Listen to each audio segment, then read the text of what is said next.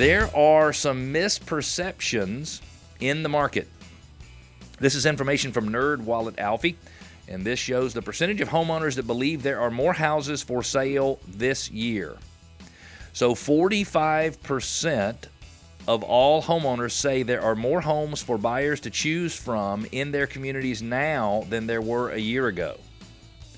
But the reality is, Alfie, that number should be 100%. Because as you and I review every single month on Your Move Atlanta, inventory has been growing this year throughout Metro Atlanta.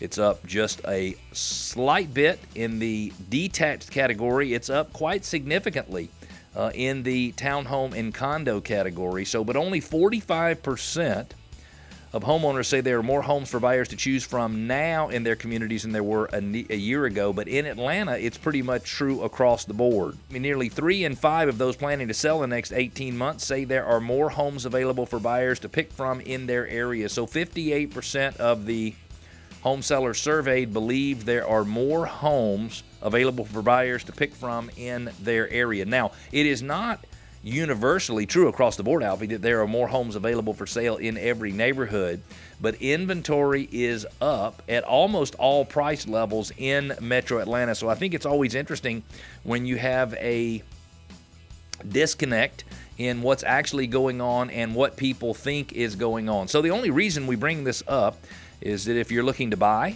there is more inventory available on the market right now than there has been any time in the last couple of years.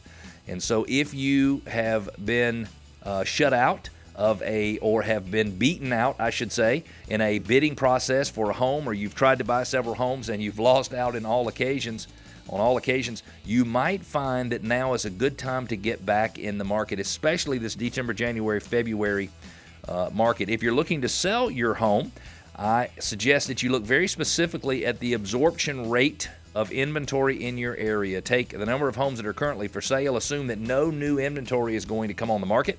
I know that's not the case, but this is how you work these numbers.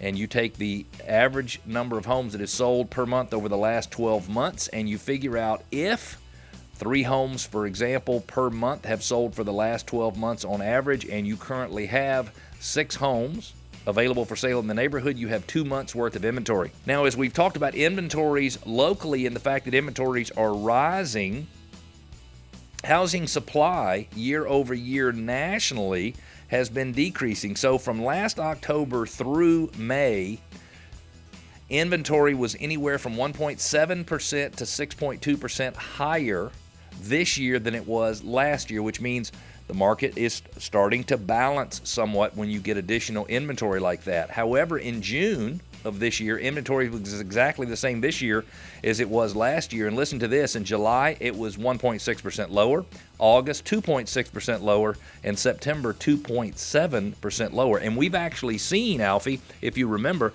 over the last few months, there being more inventory this year than last year, but over the last few months, it was less more.